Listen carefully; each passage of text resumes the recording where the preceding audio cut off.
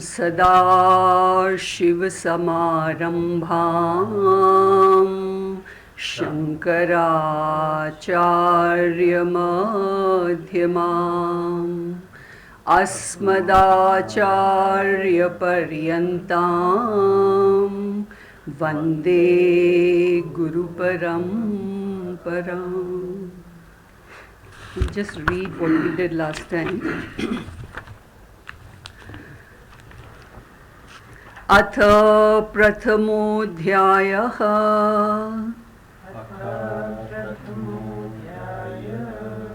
धृतराष्ट्र उवाच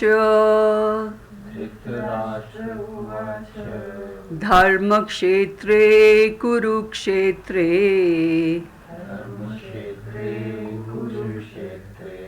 समवेतायुयुत्सवः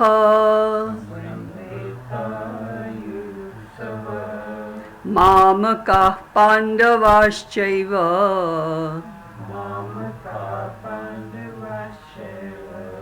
किमकुर्वत सञ्जय. सञ्जय उवाच दृष्ट्वा तु पाण्डवानीकम्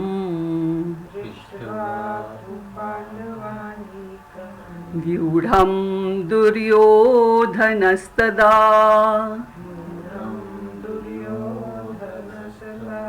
आचार्यमुपसंगम्य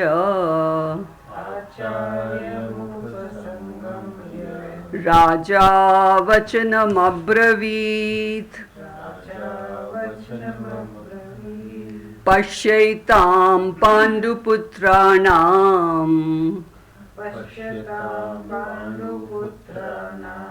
आचार्यमहतीं च मूम्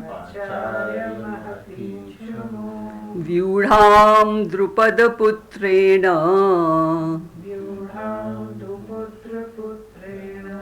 तव शिष्येन धीमता.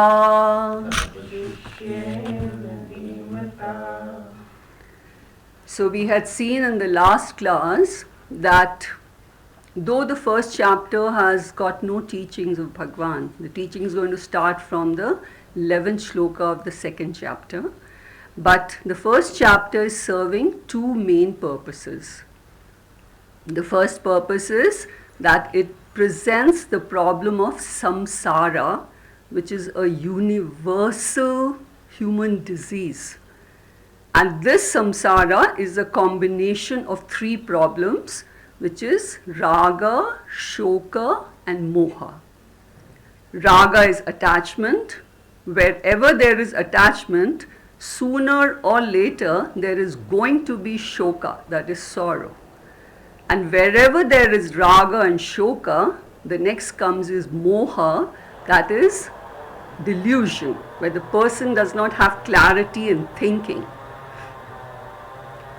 So the first chapter presents this problem because so happens that the rest of all the chapters of Bhagavad Gita are giving a solution for this human disease of samsara. And unless a disease is diagnosed, nobody is going to have value for the medicine of that disease, So we understand what is our problem and how do we remove this problem. Nothing is diagnosed here. Nobody knows what's happening here, Then the second problem, which the first chapter presents, it brings the guru and shishya together. Because self-knowledge can only be gained with the help of a guru. It can never be gained independently. And for self-knowledge to fructify, there has to be a qualified guru and a qualified shishya. The guru qualified with the knowledge, and shishya qualified with the mental readiness, the mental maturity for this knowledge, Because people are not mentally mature, they have not understood the meaning of life, the limitations of life. This university of life has not taught them the required lessons. That is why this knowledge is not relevant to 99.99% of the people. Just goes to show they are not mentally ready. That is the reason why this knowledge is not given in schools and colleges. Only stories are told there, the knowledge, the implied meaning, they can't understand what this means, this, even the most educated people who live their lives don't understand what this is saying, So this mental readiness is very important to grasp this knowledge, Also, this chapter, along with the other chapters of Bhagavad Gita, is telling us so much about human character, human psychology, the values a human being has, the mental conditionings which a human being has, because of which he is running around like a robot, What we are doing is because of these mental conditionings, and these conditionings have very deep roots. So first we have to introspect, and see what are we doing? Why am I reacting the way I'm reacting? Why am I responding the way I'm responding? Why am I feeling sorrowful? Why? Why can't I be just comfortable just with myself in this world? Why do I need all this? So all that, unless we introspect, first we have to get mukti from all this. These dependencies, these conditionings, these first smaller steps, get mukti from all this, then you can even dream of that moksha, So the first chapter has got its, certain advantages. It's telling us, though Shankaracharya ji doesn't write commentary on this chapter, he's missed this chapter, he skipped this chapter totally, he starts only from the second chapter.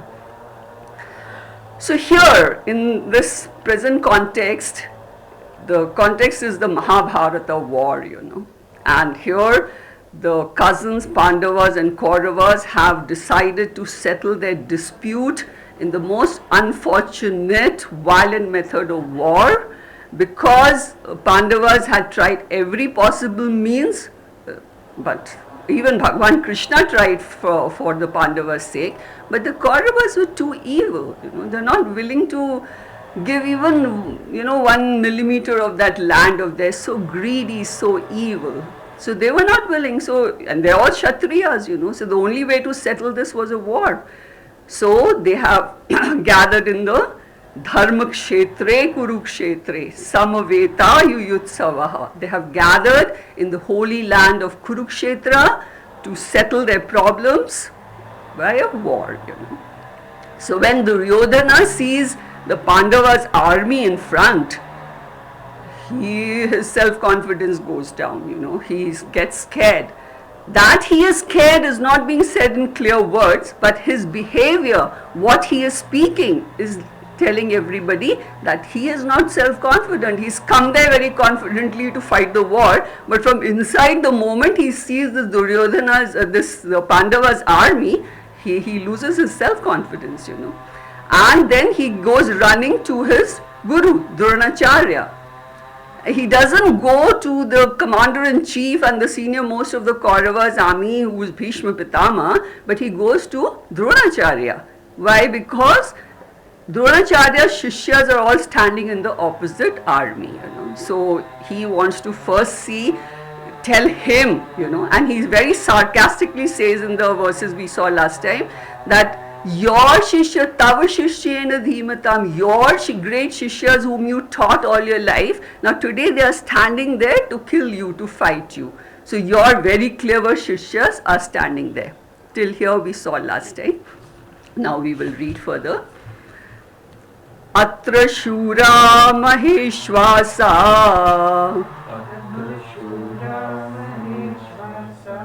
Bhimarjuna Samayudhi Yuyudhano Viratascha Drupadascha Maharatha. Atra means in this army, the Pandavas' army.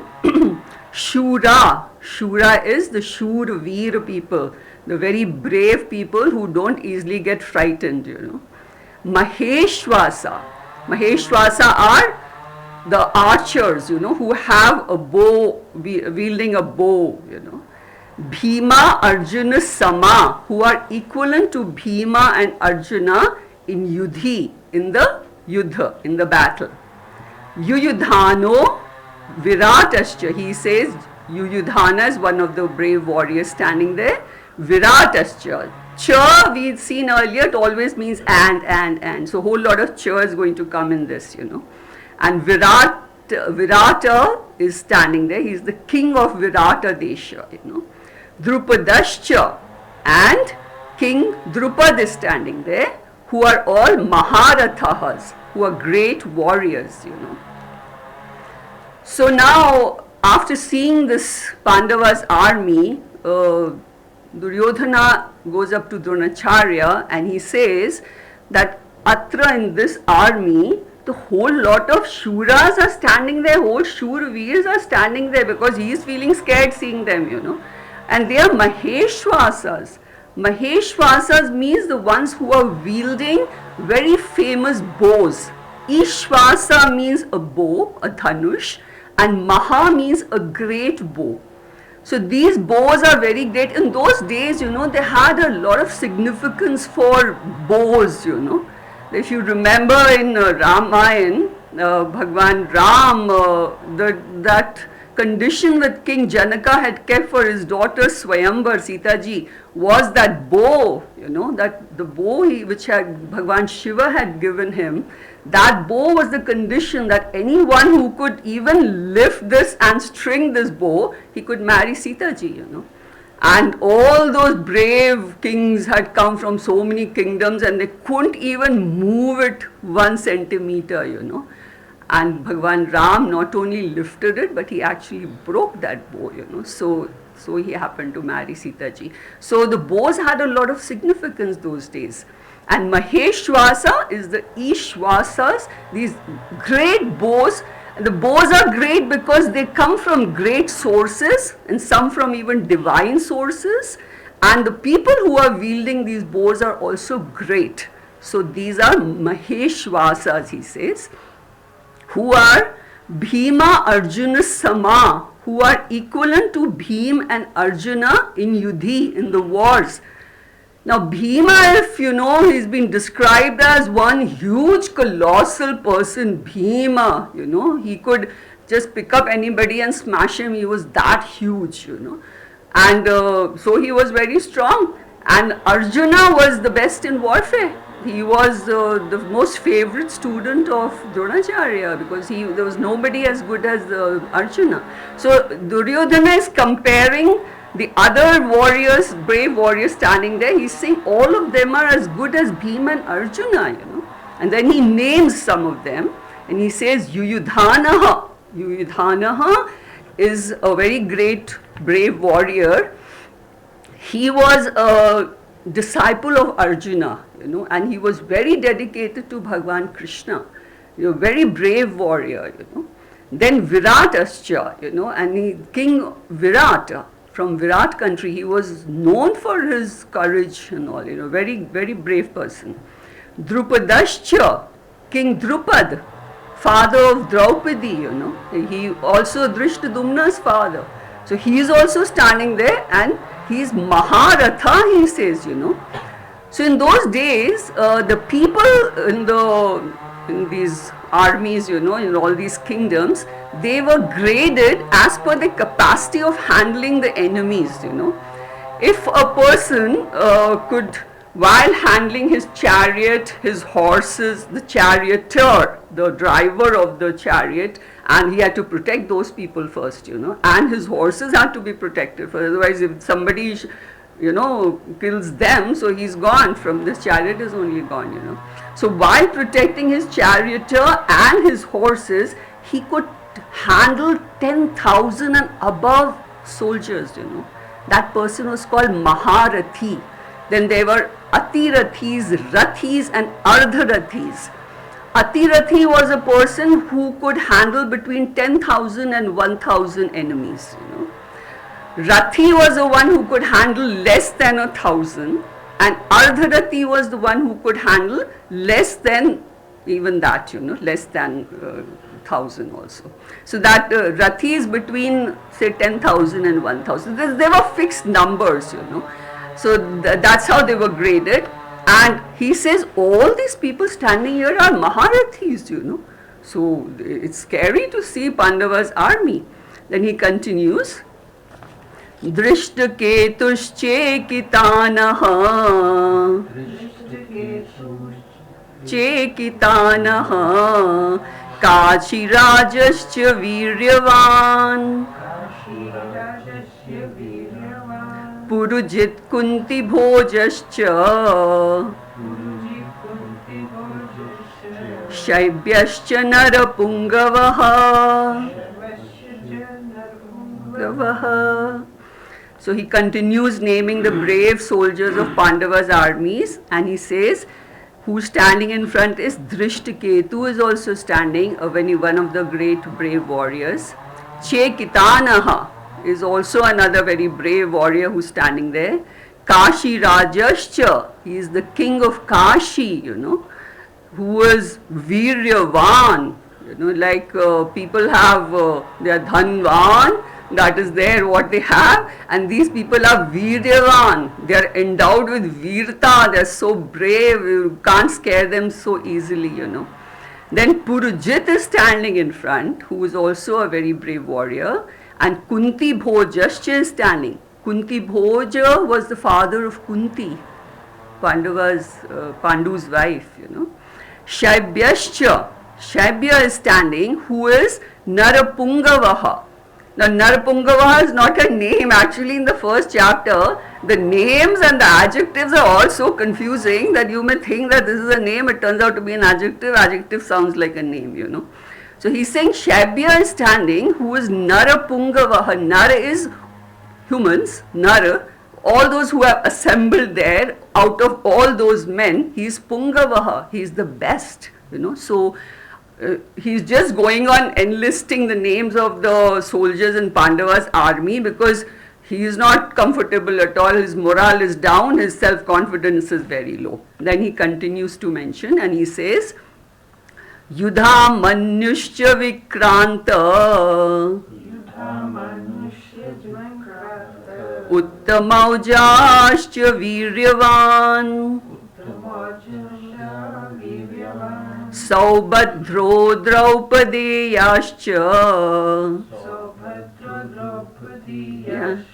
Sarva eva Maharathaha Yudhamanyuscha.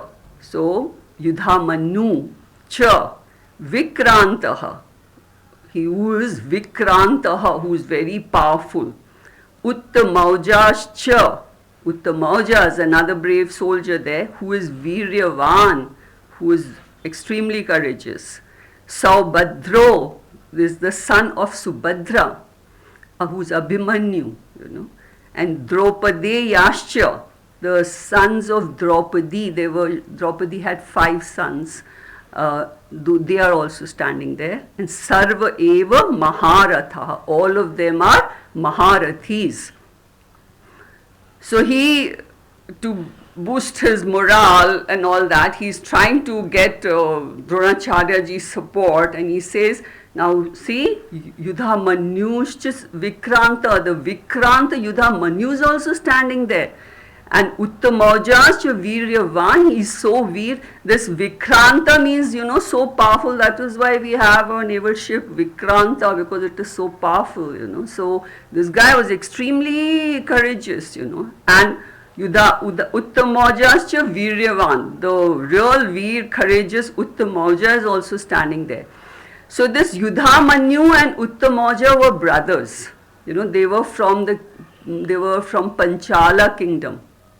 That's from where Draupadi was. They were her brothers, And they were so brave that they fought so well in the war.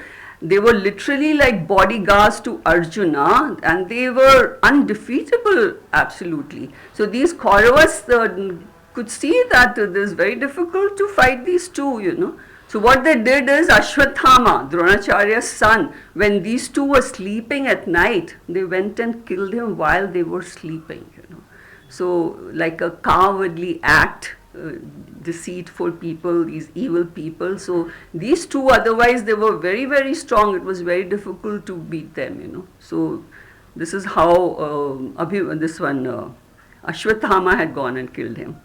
Then he says, Saubhadra, so son of Subhadra and Arjuna. Abhimanyu was son of Subhadra and Arjuna.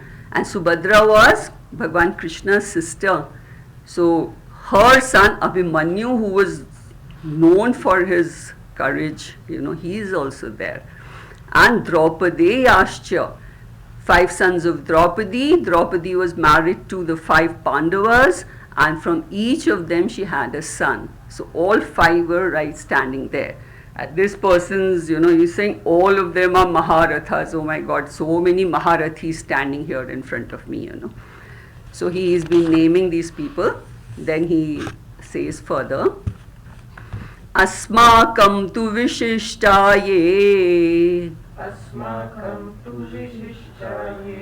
Tani bodha dvijottama Nayaka mama sanyasya Sangyartham tan bravimite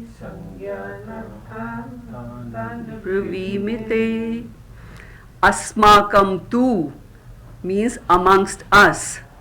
Vishishtaye, those who are Vishishta, who are prominent ones. Vishishta is like a specialist in their field, he's Vishishta. Tan, them, Nibodha. Nibodha means, Bodha is what? To know. Tattva, Bodha. So Bodha is to know, and Nibodha is to know very well. So Tan Nibodha Dvij Uttama.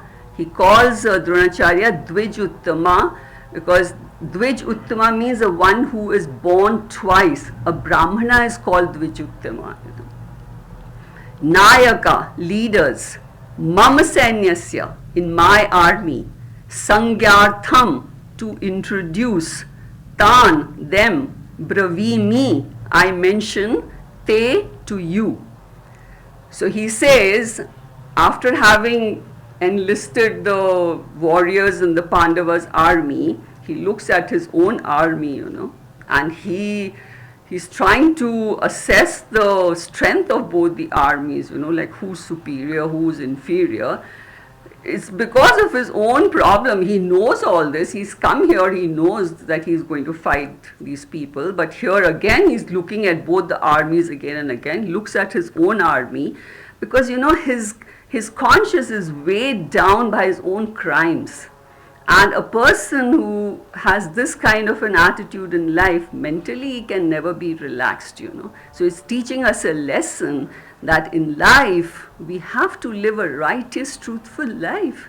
It doesn't make sense to get everything outside and have this kind of a mind. And there is no way a mind can be comfortable and relaxed if it is adharmic. He's been doing adharmic acts, not possible, So his problem is that, he's been every possible crime this person had done. So it's not possible to have a relaxed mind and a confident mind. His morale is totally down seeing all this because of his inner condition, which is what Bhagavad Gita is all about, This is what in Pandavas and Kauravas it is teaching us this moral lesson, So then he goes running up to, and he tells Dronacharya, that even in our army, the ones who are Vishishta, the all prominent ones, Tan Nibodha, you please know about those so that you can assess their strength also, assess our army also, just like in sports, the opposite team, how these players sit and assess, they study the other players on the opposite team. So he is trying to tell Dronacharya that I'm telling them all this to you so that you also assess them. And he calls him Dvij Uttama. So Dvij means twice. Uttama is born, A person first time is born from a mother's womb. And that time he is ignorant about, we are talking about the knowledge of the truth here. That is all spirituality is talking about, not any other knowledge here. So at birth, nobody knows what is the truth of life. So you are just born into this world. The second birth is considered when a person is initiated into Gayatri Mantra. Those days they did that, and then he treaded the path of spirituality. He's initiated into that, but the person who actually treads that path, he's called Dvij Uttama. He is now born again because he is now into the purpose of this life. Otherwise, everybody else is wasting their life, So this person is actually treading the path, so he is twice born. And Dronacharya was a Brahmana by birth, So in those days, as per the ashrama dharmas, those people, whoever, the Brahmanas, had only 6 kind of duties, and those 6 kind of Shat Karmani, Brahmana Karmani, they had to do only those 6 duties, and they were Yajnam, Yajanam, Pathanam, Pathanam, Danam, and Pratigraha. Yajnam is doing the puja and rituals. Yajanam is making others do the puja and rituals. Pathanam is studying the scriptures. Pathanam is teaching the scriptures to others. Danam is giving charity. And Pratigraha is accepting dakshina. Only a Brahmana could accept dakshina because he didn't do anything else for his living, He would live very content in that little dakshina which came because his mind is only in knowledge, And the others had to do all this. So the Kshatriyas, their duty was to defend the country, protect the people. The Vaishyas would provide for the people, and take care of the economy. And the Shudras did the labor work. And nobody was considered superior or inferior, not in Vedic times, because all 4 kinds of work are required in the society. We can't do without any of them. In fact, Shudras also, their work is so important that every step we need their help, So they were not considered lower as somewhere down the line things went wrong and they were looked down upon, So here, this Dronacharya, what he is doing is not a Brahmana karma. It's okay that he knew this this knowledge of archery and warfare, which he could teach, but he was fighting a war which is against Brahmana dharma. So he violated the Brahmana dharma. After that, all of us followed him. Today everything is all mixed up. There's nothing as Brahman, Kshatriya. It all depends on the capacity of the person, So he's calling him Dvij Uttama because mainly he is trying to make Dronacharya happy, because he's seeing that his Shishyas are standing there on the opposite side, So he says that Nayaka Mam Sainyasya. So all those leaders in my army, now you please know about them. Sangyartham, I am introducing them to you. So you already know them, but since I am trying to assess the relative strength, you also see where these people stand as far as the war is concerned. Then he says, Bhavan Bhishmascha Karnascha Kripascha Samitinjayaha Ashwathama Vikarnascha Saumadattis Tathaivacha. So after telling this to Drona, he starts enlisting the names of the people in his army, and he starts with Bhavan. Bhavan is you, sir, very respectfully in Sanskrit. When you address a man, you call him Bhavan. He says Bhishma cha and Bhishma Pitama. Karnaha cha, Karna is standing there. Kripaha cha, Kripacharya is standing there. Who is Samitinjaya, who's always victorious in a war. Ashwathama is standing there. Vikarnaha cha, Vikarna is standing. Saumadatti tatha eva cha, the son of Saumadatta is standing there. So he starts enlisting all these names in his army, and he starts with Dronacharya. He's telling Dronacharya that you are there, that is foolish to say, but he's saying, and why he's saying all this is that inside he has a doubt that Dronacharya's all favorite Shishyas are standing there, so maybe out of compassion he's not going to fight to his full capacity, he is going to compromise a little bit and let those people go. That is why he's after Dronacharya. Again he's telling Dronacharya all this. So he says, you are there, sir, Bhavan. A woman, when you address in Sanskrit very respectfully, is called Bhavati. And a man is called Bhavan, Then he says, Bhishma Pitama is there. Bhishma Pitama was invincible, There was nobody as strong as Bhishma Pitama, though he was the eldest there, But there was no comparison with anybody. No one could stand in front of him in the battle, In fact, he had a boon that he could choose when he wants to die. He will die when he wants to die. So that was another thing, that he was not going to die unless he wants to die.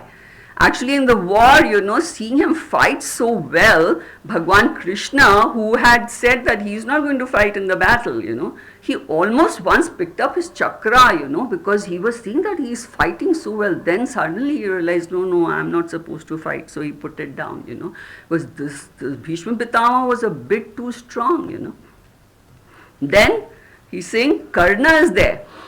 Karna was actually a Kunti Putra. He was a Kshatriya, which he did not know.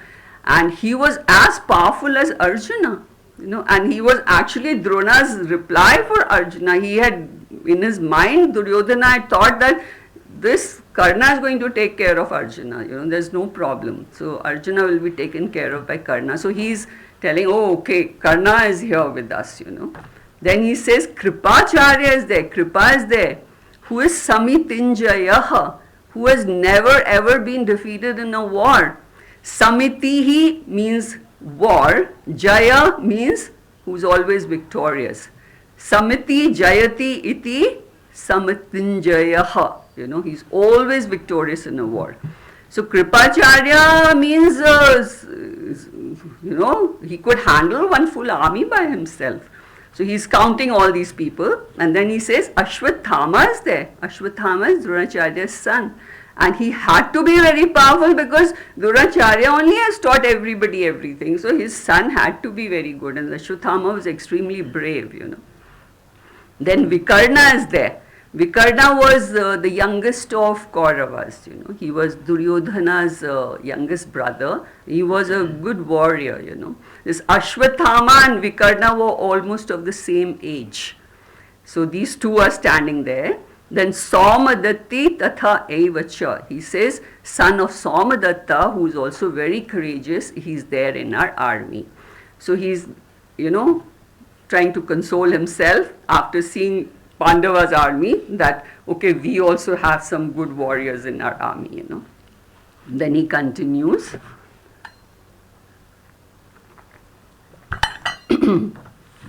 Anye cha bahava shura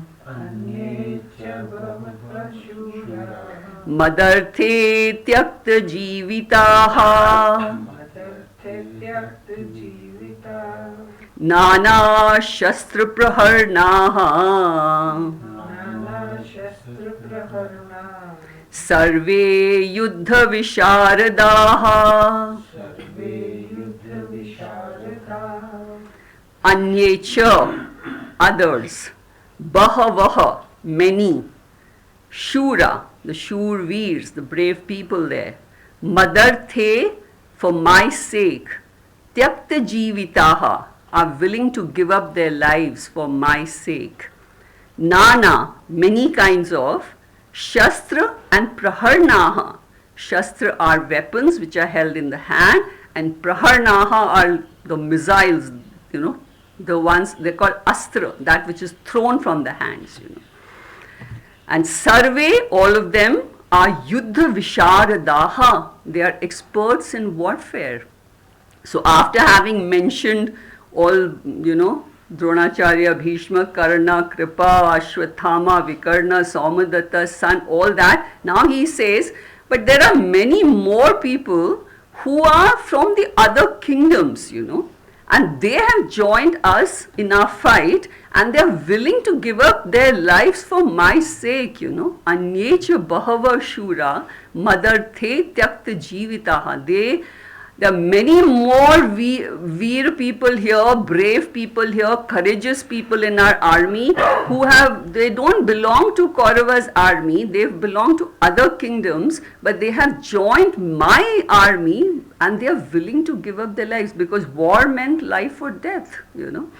So just like, you know, in a world war, there are two countries in dispute, and then the other countries, some joins this, and there is a world war, you know. So similarly here, India had so many kingdoms, and some people had joined the Kaurava's army and some had joined the Pandava's army. So this was like a mini world war which was happening, this Mahabharata war. That's why it's so famous, you know. So these people are all ready, they have nothing to do, but okay, they are supporting Duryodhana, so he has, for a change, he's obliged, and he says, they all, see, for my sake, they are willing to give up their lives, they have joined my army. And Nana Shastra, and they are not ordinary people, they've got a whole lot of Shastra and Praharnams in their hands, you know. Different kind of Shastra. The Shastra are what? Those which are held like Gada and sword and spear, you know, those were Shastra which they were holding in hand. That's how they used to fight at that time. And Praharnas are today's missiles, you know. So the main thing was, the missile was that arrow in those days, you know. We've seen in the Ramayana and Mahabharata TV serials how those arrows would go around flying from either sides. And these missiles, today we have technology based missiles, you know, but those days they were mantra shastra based missiles. Every time they would, you know, string it, they would chant a mantra and invoke a devata and release the arrow, and that would become like a real powerful missile. So if today we have this Agni missile, you know, and those days they had Agni Astra, you know. So what they would take Agni Devata's name and release the arrow, and then that thing would catch fire there, you know. So Bhagwan Ram, in that fight with Ravana, he had, you know, taken a blade of grass and invoked Brahmaji in it, you know. The blade of grass has got no strength, but once he invoked Brahmaji and released it, it became Brahmastra, you know. So if they release Agni Astra from here, then the other side would release Varunastra, you know. They would invoke the Jal Devta, Varun Devta ka naam leke, they will release the arrow, and then there would be rain there, and the fire would get extinguished. Then they would have Naga Astra, and that was neutralized by Garud Astra. So all, you know, their time also it was quite technical, you know, the whole warfare was like that. And so he says that these people are not ordinary people, they have Nana Shastra and Praharnam, so they have, you know, which they're going to fight with, they're holding all that in their hands. And Sarve Yuddha Visharadaha, all of them are experts in warfare. Visharad is a degree, you know, when you get, in Sanskrit it's called Visharad, when you are given a degree. Visharada means you become expert in that line. So these are all Yuddha Visharadas, they are experts in warfare. So he's consoling himself, okay, I have all these great people, and then all these people have joined the army and they are willing to give up their lives, and they are not ordinary people, they've got such solid Astra and Shastra with them, you know. And then he says, Aparyaptam tadasmakam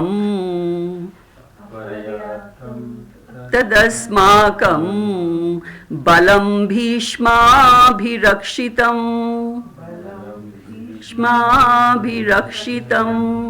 paryaptam tvidamete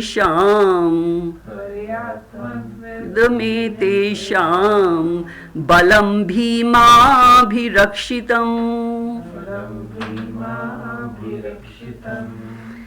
Now, so first Duryodhana enlisted the warriors of Pandava's army, then he looked at his army and he enlisted some of the brave warriors there. trying to console himself, uplift his morale. Now suddenly, again his morale goes down when he's seeing, because actually he's got a big problem there. Then he looks and he says, aparyaptam. Aparyaptam means insufficient. Tadasmakam. Tad asmakam balam. Balam is the army. Asmakam, our army, is insufficient, he's saying. Bhishmabhirakshitam, though it is protected by Bhishma Pitama. Paryaptam, sufficient.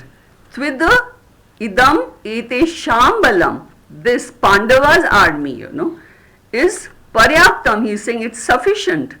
Bhimabhirakshitam, though it is protected by Bhima. So here there is a big problem, he suddenly, he's judging the army. He's trying to assess, he keeps looking at the army, both the armies, he's trying to assess who's superior, who's inferior, and after all the judgment, he comes and tells Dronacharya that our army is aparyaptam, it is insufficient, it's weak, it can easily get overpowered by Pandava's army, and their etesham balam, their army, Pandava's army is paryaptam, he's saying, So this is a big problem in the judgment, So this is reflecting something, that this is, Duryodhana is really scared at this time, So this is how his judgment is revealing. This is what he said after seeing both the armies, And when he's saying that our army is aparyaptam, then he's also contradicting, saying, though it is Bhishma Bhirakshitam. Bhishma Pitama, there's nobody better than Bhishma Pitama, But he's saying it is still aparyaptam. And their army is paryaptam, he's saying, though it is Bhima Bhirakshitam. Bhima was the no patch to Bhishma Pitama, and he knew that, Bhima, though, in those days, the army, it had a commander-in-chief and it also had a protector in their armies, And in Kaurava's side, Bhishma Pitama was the commander and the protector because he was a bit too powerful. And in Pandava's side, the commander-in-chief was Drishtadumna and the protector was Bhima. And this Bhima is like, he's so colossal that it seems that, those huge vessels in which food was cooked, he could finish it all himself. That is why whenever food is cooked in huge quantities, called Bhima Pak. So he'll just uproot a tree like that, he'll pick up somebody and smash him, because he was huge. Bhima was huge. Yet he's not a patch to Bhishma Pitama in warfare, So here, objectively, it is absolutely clear that Kaurava's army is quantitatively and qualitatively superior. It is visible. They had 11 divisions, the Kauravas, and the divisions were called Akshohinis. And Pandavas had 7 divisions, 7 Akshohinis, And in each Akshohini, they had certain number of chariots, horses, elephants, infantry soldiers. It was all fixed. That created one division of their army, So all the numbers are given in Mahabharata, text. So they had visibly only the armies less. They had 7 and these people had 11 divisions, And on top of that, one Bhishma Pitama and one Drona was enough to defeat the Pandavas, Bhishma Pitama, he was totally invincible, and Dronacharya was the teacher of all these people, and the teacher always knows the weakness of the students, so he can easily catch them. So it was enough. Then there's Karna is there, then Ashwathama is there, Kripacharya is there. So their Kaurava's army was bigger and better, visibly absolutely bigger and better. A whole lot of brave people there, and the numbers, it was too much, But he is having a problem. His judgment is, this is reflecting a problem. So there is a teaching here, Teaching is that as if a person, doesn't follow dharma, he's not a bhakta, he is unrighteous, he will also be lacking in self-confidence. If dharma is lacking, if bhakti is lacking, self-confidence will also be lacking. This is what the teaching of first chapter is. This is what first chapter is telling us, And Duryodhana was the most adharmic person, so his mind had to be restless, there's no question. If a person violates dharma, he can have material richnesses here. Materially, he can become rich, but there is no question of inner strength and inner self-confidence, inner sense of security.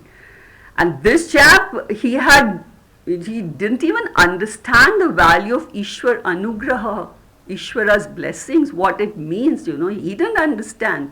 That is why, when there was a chance for him to choose between Bhagwan and Bhagwan's army, he promptly took Bhagwan's army because he has no value for Bhagwan's presence, Ishwara, Anugraha and all that he didn't know, And Arjuna had so much of value, he was so happy to have Bhagwan with him, So wherever there is Bhagwan's presence, Ishwara Anugraha, this is what this is telling us, there is spiritual strength there.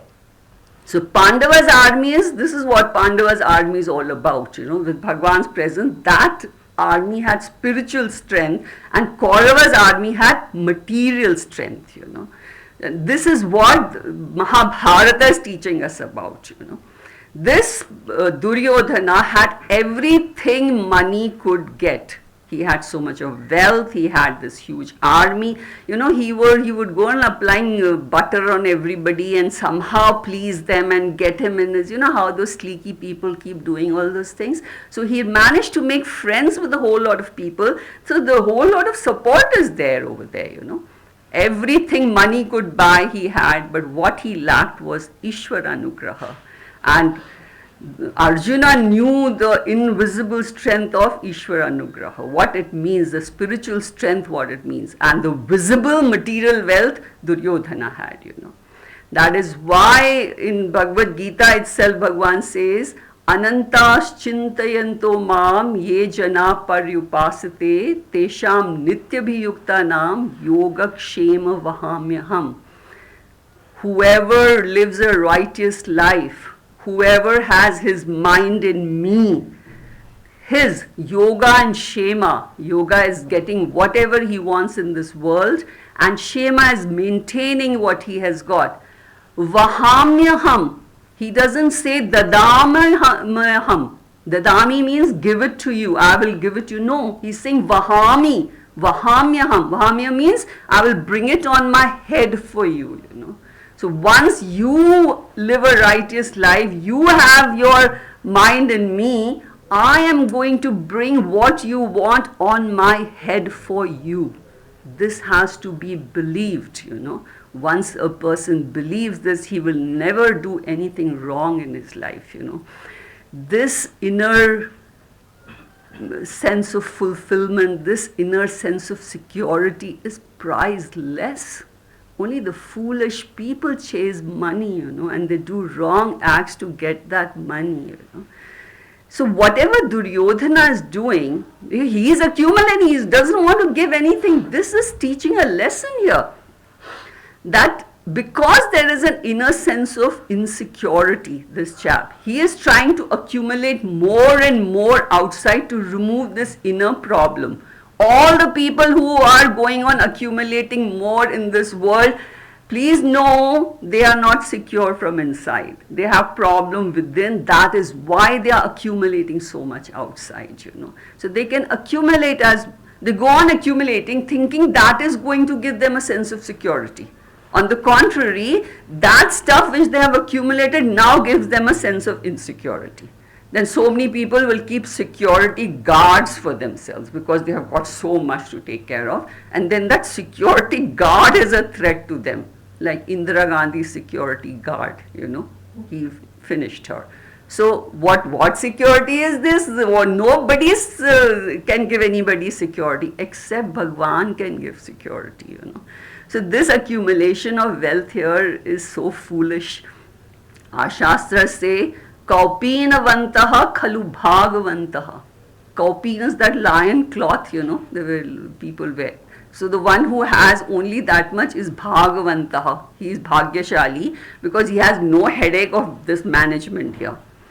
Raman Maharshi always wore a cowpeen and that's all he had, But this doesn't have to be taken literally. We live in the society, we have to dress up properly. What it means to say is, have only as much as you need. Why would you want to accumulate so much? They're accumulating because there is a problem within. That's all they're accumulating, And then first they will, for their raksha, they will go on accumulating. Then you do the suraksha of that stuff which you've accumulated, So our shastras say, arikshitam tishtati daiva rakshitam, surakshitam daiva hatam vinashyati.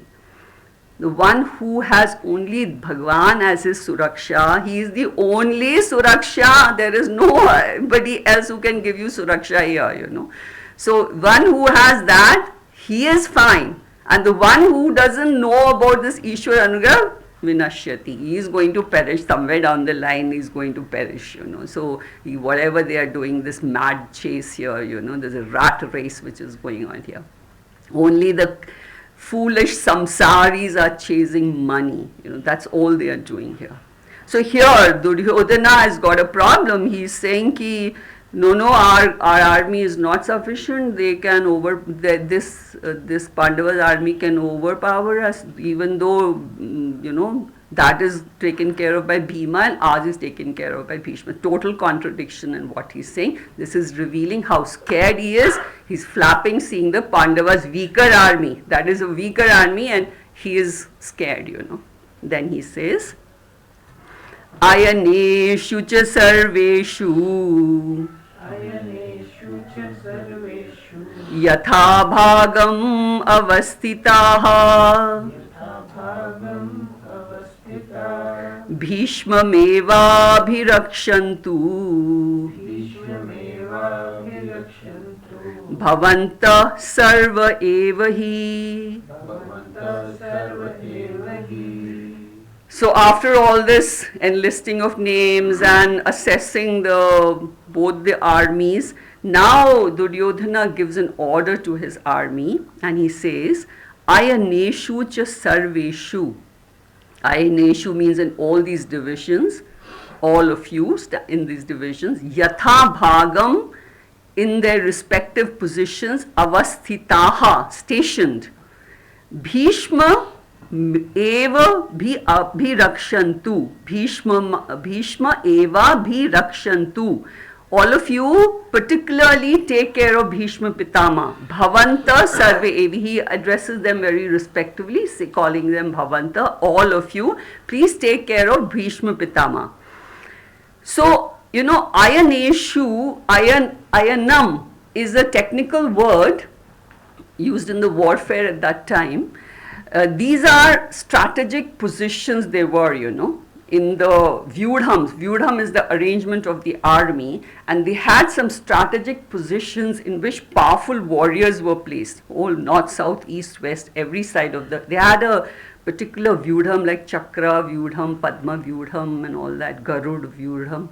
So their armies were arranged, and in particular Ayanams, some powerful soldiers were kept to protect the army so that the enemies can't get in, or if they get in, they should not be able to get out, So he's addressing those people, those powerful persons, the warriors standing in Ayanams, in those particular positions who are standing. He's saying, Ayaneshu cha sarveshu, yatha bhagam avasthita. Wherever you are standing in that Ayanam, don't move from that Ayanam while you fight. You be stationed there, avasthita, you be stationed in that particular position where you have been placed, And while you fight, Bhishma meva bhirakshantu, you be very careful in protecting Bhishma Pitama. Now he knew Bhishma Pitama, nobody can kill him because he is going to die when he wants to die, So yeah, and he's so strong. So if he is protected, the whole army is protected, So he is saying that you all just keep standing in your Ayanams and, keep protecting Bhishma Pitama. And also Bhishma Pitama was the eldest in the warfare, and wherever there is an elder person, a wise elder person, it gives everybody a sense of security, that he is there. Even in the family, if there is a wise elder person in the family, his presence is, gives so much of sense of security to the others. Even his advice is so valuable because, so many years of experience. So he's telling all his warriors, the brave warriors, please be careful while you fight. Don't leave your ainams, and please see that Bhishma Pitama is protected, Then, tasya sanjanayan harsham kuru vridha pitamaha simhanadam vinadyochaihi shankham dadmau pratapavan. Tasya means his. Sanjanayan is generating. Harsham actually means happiness. Here it means enthusiasm, lifting his morale, Kuru Vridhaha, the eldest in the Kuru Vamsha or the Kuru family. Pitamaha, the grandfather. Simha is a lion. Nadam is the voice of a lion. Vinad Uchaihi, he let it out loudly. Shankham, his shankha. Dadmau, he blew. Pratapavan, the Pratapi, Bhishma Pitama.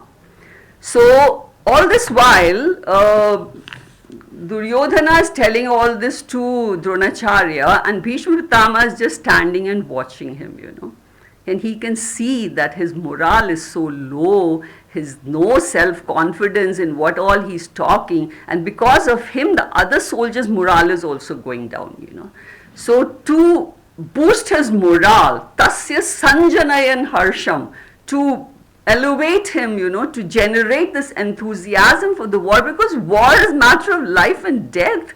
In the army, those battalions have a war cry, These are the methods, even in the games, how these people will, come on, buck up, you can do it, come on, run, come on. You have to buck the person up, So here, Bhishma Pitama is doing that. So to uplift this Duryodhana's morale, which is so down, he Simhanadam vinadyochai. Simhanad, like a lion, he roared loudly. Karke, he roared like a lion. Even in home, if somebody's going low, come on, everybody will talk sternly. Come on, get up, you can do it, So he roars like a lion there, That is to bring this fellow, Sanjanay and Harsham, to lift his morale. And Vinad Uchai, loudly he roared like a lion first, And without delay, after roaring like a lion, not delaying the fight, Shankham Dadmo Pratapavan, he blew his conch. This Pratapavan, this Pratapi Bhishma Pitama blew his conch because he didn't want to delay the commencement of the war, seeing this person's low confidence, The more the delay, the more butterflies in the stomach, everybody's morale is going down, So he blew his conch, and his blowing the conch was literally like blowing the war bugle, That is declaring the commencement of the war has begun.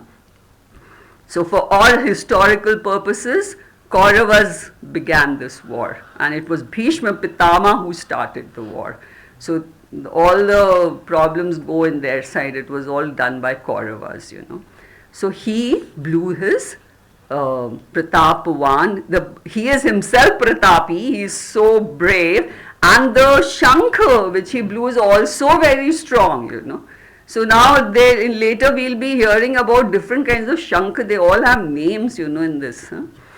Then after he blew his Shankha, then how the Kauravas responded, then we'll read that also.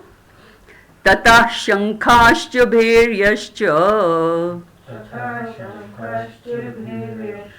Panavanaka Gomukha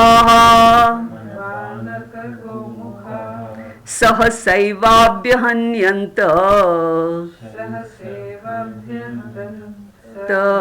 Sashabda Tumalo Bhavat. Now, Tata, thereafter, Shankha Shankha-cha, the conches. Bhedya-cha, the bhedya and the bhedyas.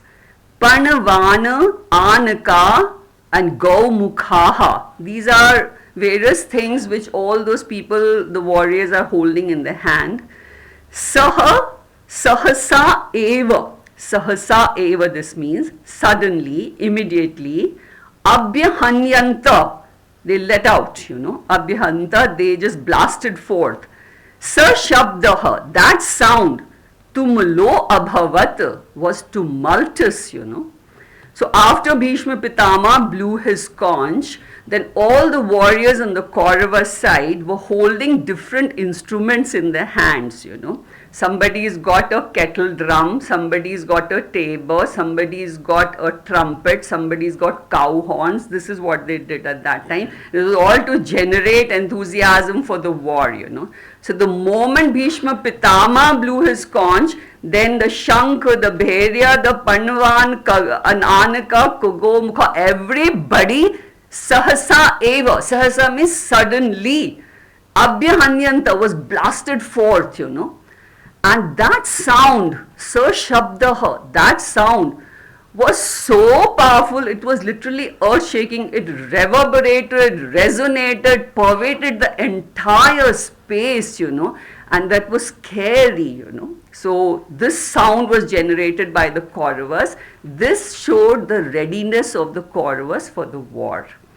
So the Kauravas declared the war has begun, and all of them are ready with all their instruments and of course all their weapons. So after this, what the Pandavas did, which we will see in the next class. Om Purnamadaha Purnamidam Purnat Purnamudachyate Purnasya Purnamadaya Purnameva Vashishyate. Om Shanti Shanti Shanti Hari Om.